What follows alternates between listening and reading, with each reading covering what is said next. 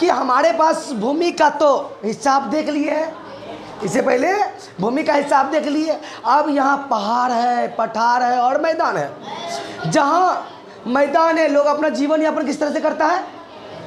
खेती करके नहीं, मछली पाल करके। मैदानी क्षेत्र में नदी उदी भी होती है छोटा छोटा, तो मछली पाल करके, कृषि करके, पशु चरण करके, पशु पालन करके अपना जीवन यापन क्या कर लेता है। लेकिन जो पहाड़ी पर है वहाँ के लोग कैसे अपना जीवन यापन करते हैं?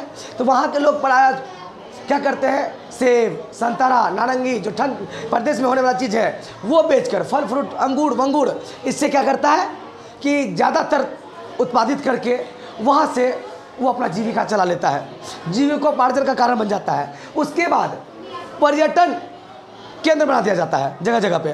तुम देखो ना, सभी प्रकार का लगता है कि बड़ा बड़ा मंदिर जो है पहाड़िए पे जाके बस गया है। नहीं, किसका? वैष्णो देवी माता पहाड़ी पर सबसे ऊंची चोटी पे जाके विराजमान है। अमरनाथ का गुफा सबसे ऊंचा चोटी पे जाके क्या है? विराजमान है। ठीक है, मतलब जितना मुख्य मंदिर का नाम अगर बोलोगे तो बड़े बड़े मंदिर पहाड़े पे बैठा हुआ है। क्यों? ताकि पर्यटन का केंद्र बन सके, वहाँ टूरिस्ट लोग अधिक आ सके, और अधिक से अधिक जब टूरिस्ट वहाँ आएगा तो वहाँ के लोगों का जीविकोपार्जन का मुख्य कारण वो बन सके, है ना। वही पठारी लोग क्या करता है भाई? जो पठार में रहता है वहाँ के लोग, क्योंकि मिट्टी तो वहाँ है नहीं, क्यों वो भी पत्थर का ही हिस्सा है, तो लोग पहाड़ के गैप में ही मसाला वसाला का खेती करता है और उसको तोड़कर बाज़ार में अच्छे दामों में बेचता है। उसका जीविकोपार्जन का कारण वो है। चल जाओ बगल में सिक्किम, दार्जिलिंग, गैंगटॉक, इधर चाय खूब बिकता है। इधर क्या होता है? चाय खूब बिकता है। चाय की पत्तियाँ लगाई जाती, चाय का पौधा लगा जाता है, चाय की पत्तियाँ का बिक्री होता है। और हमारे भारत में जो चाय बिकता है वो थर्ड क्वालिटी का चाय होता है। उच्च क्वालिटी का चाय हम लोग पी ही नहीं सकते, क्योंकि हमारे पास उतना पैसा ही नहीं है। आर्थिक रूप से हम लोग कमज़ोर हैं, पैसा हमारे पास नहीं है, इसलिए हमारा उच्च क्वालिटी का चाय कहाँ चला जाता है? विदेशों में सप्लाई हो जाता है। और उसका जीवन का कारण वही हो जाता है। जीवन जीने का, जीविकोपार्जन का सबसे बड़ा कारण क्या होता है? उसका चाय हो जाता है। पहाड़ पे मिलने वाला बेशकीमती चीज़। और उधर के लोग जो पहाड़ी लोग होते हैं ना, वहाँ के लोग या पठारी लोग जो होते हैं वो लोगों भी मतलब खास करके कला में माहिर होते हैं। वह जंगली लकड़ी से, जंगली बाँस से, जंगली पेड़ पौधा से इतने अच्छे अच्छे चीज़ बना के बेचते हैं जो हमारे मैदानी भागों के लोगों को नहीं आता। मैदानी भागों के लोग केवल खेती करना जाने हैं, ठीक है ना। मकई, धान, गेहूँ, रोपनी उपनी करना, बस इतना ही चीज़ जानता है वो, उससे अलावा और कुछ जानता ही नहीं है। तो मैदानी लोगों के पास संसाधन का अभाव भी रहता है, क्योंकि आप मिट्टी से कर क्या लेंगे?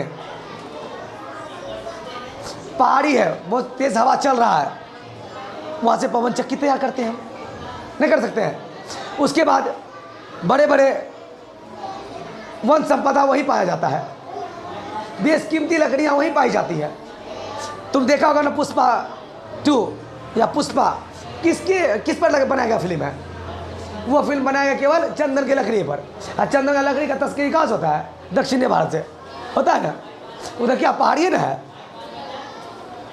इसलिए तो हमारे भारत का भूभाग, विश्व का भूभाग दोनों तीनों भाग में बट के रह गया है।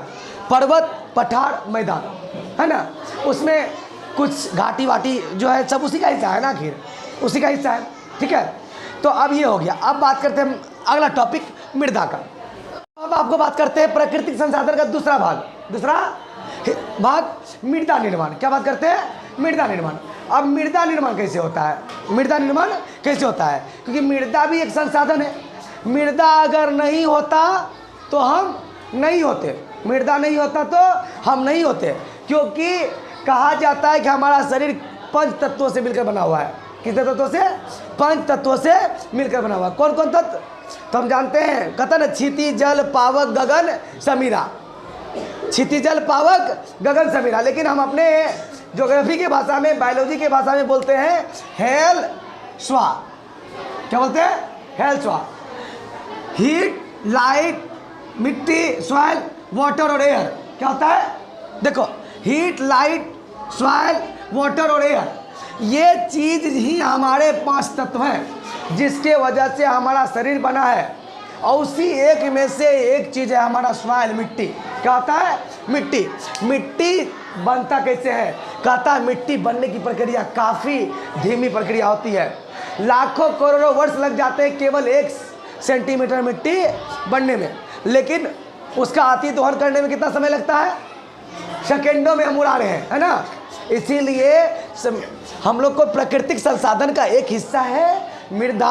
तो मृदा को भी हम समझना पड़ेगा कि मृदा है क्या, मृदा किस लिए कार्य करता है, मृदा हमारे जीवन में कितनी उपयोगिताएं रखती है इत्यादि, ठीक है ना। तो लाखों करोड़ों वर्ष तक क्या हो जाता है? 1 सेंटीमीटर मृदा बनने में लगता है। अब ये बनता कैसे है? कहता है जब बड़े बड़े पहाड़ होते हैं, क्या होते हैं? जब बड़े बड़े पहाड़ होते हैं तो इसमें भौतिक, रासायनिक तथा कई जैविक कारक इसको इफेक्ट करता है, तब एक मिट्टी का निर्माण होता है। अब देखिए कैसे, जैसे ये पहाड़ है, क्या होता है? बड़ा बड़ा पहाड़ है। आज जो मिट्टी देख रहे हैं, आज से करोड़ों साल पहले क्या ये पहाड़ था? ये पहाड़ था नहीं, पहले ये बहुत बड़ा पत्थर का गोला था। बहुत बड़ा क्या था? पत्थर का गोला।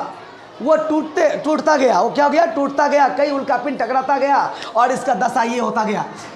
उसके बाद पृथ्वी के गर्मी की वजह से, पृथ्वी के निचले हिस्से में जो गर्मी है, उस हिस्से की गर्मी की वजह से जब ताप एवं दाब बढ़ा, इसका निर्माण हुआ। इसका क्या हुआ? ताप एवं दाब की वजह से इसका निर्माण हुआ। जब इसका निर्माण होता है, जब ये बनता है, तब फिर इसका क्या होता है? अवक्षय होता है, इसका टूटना होता है। क्या होता है?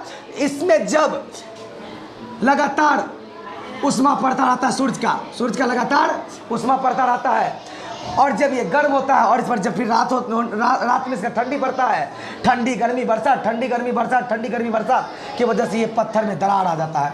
पत्थर में क्या आ जाता है? दरार आ जाता है, और इसमें वर्षा का पानी जाने लग जाता है। वर्षा का पानी जाने लग जाता है। जब वर्षा का पानी इसमें जाता है तो वर्षा का पानी अंदर से इसको क्या कर देता है? कमज़ोर करता है। किसको? इस पहाड़ को। जब इसको कमज़ोर करता है तो कई प्रकार के इसके अंदर जाकर के जैसे पानी का रासायनिक प्रक्रिया होना शुरू हो जाता है, क्योंकि विभिन्न प्रकार के कंपोनेंट, विभिन्न प्रकार के मटेरियल इसके अंदर में है, जो इस पहाड़ को तोड़ने का कारक बन जाता है। और यह अवक्षय होकर के क्या होता है? धीरे धीरे बड़ा सा पत्थर का टुकड़ा छोटा पत्थर का टुकड़ा बन जाता है। क्या बनता है? छोटा पत्थर का टुकड़ा, और छोटा पत्थर का टुकड़ा ये और छोटा हो जाता है। और जब वर्षा होती है या पहाड़ पे रखा हुआ बर्फ जब पिघलता है, जब ग्लेशियर पिघलते हैं, तो वहाँ से ये छोटा छोटा कण कहाँ आ जाता है? नदी, नाला, तालाब, पोखर में आना शुरू हो जाता है। और वहाँ से यह बहुत लंबा रास्ता, दुर्गम रास्ते से चलते चलते बड़ा बड़ा पत्थर का टुकड़ा क्या होता है? टकरा के छोटा बालू का टुकड़ा बनता है। आज आपके पास जो बालू है वो बालू नहीं, पहले पहाड़ था। पहले क्या था? पहाड़ था। जिससे आप मकान बनाते हो, पहले क्या था? पहाड़ था। लेकिन वह लाखों करोड़ों से दर्द सह रहा है, और दर्द सहते हुए आज इतना बड़ा, इतना छोटा बालू का कण है। या तो इतना बड़ा हो, इतना बड़ा हो, इतना बड़ा हो, या सब छोटा छोटा छोटा। तो छोटा इसी बालू का कण है, वो और लाखों करोड़ वर्ष तक दर्द सहेगा। उसके बाद ये क्या हो जाएगा? हमारा मिट्टी में बदल जाएगा, ये हमारा मृदा होगा है। तो मृदा निर्माण का प्रक्रिया कितना स्लो है, समझ गए ना। जो खगोलविद होते हैं, जो भौतिकवादी होते हैं, हमारे जो शिक्षा शास्त्री हैं, वो कहते हैं कि मृदा जो है ना बनने का प्रक्रिया काफ़ी धीमी है। काफ़ी क्या है? धीमी है। यह एक दिन का नहीं, ये लाखों करोड़ों साल का क्या है? प्रकृति के द्वारा किया गया मेहनत है, जिसकी वजह से मृदा बन पाया है। आज उस मृदा में हम लोग क्या कर रहे हैं? रह रहे हैं, अपना जीवन यापन कर रहे हैं। मृदा ही हमारे जीवन का क्या है? कारक है। इस मृदा में सबसे आप देखेंगे इसके कई परत होते हैं मृदा का, जिसका सबसे ऊपरी परत होता है ह्यूमस। सबसे ऊपरी परत क्या होता है? ह्यूमस। जहाँ पेड़ पौधे रहते हैं, पेड़ पौधे उपजाया जाता है और उगता रहता है, क्योंकि पेड़ पौधा का पत्ता गिरता है, सड़ता है, तो क्या बनता है? ह्यूमस बनता है। और जब इसके पीछे नीचे जाओगे तो आपको कंकड़ पत्थर मिलना शुरू हो जाएगा। कंकड़ पत्थर ये इसी कारण है कि जब हम लोग ट्यूबवेल गलाते हैं तो देखते हैं नीचे से क्या निकल रहा है? कंकड़ पत्थर निकल रहा है, मोटा बालू निकल रहा है। उसके और नीचे जाएंगे तो और मोटा बालू निकले, और नीचे जाएंगे पता चलेगा कि उसके नीचे पाइप जा ही नहीं रहा है। समझ गए? धन्यवाद।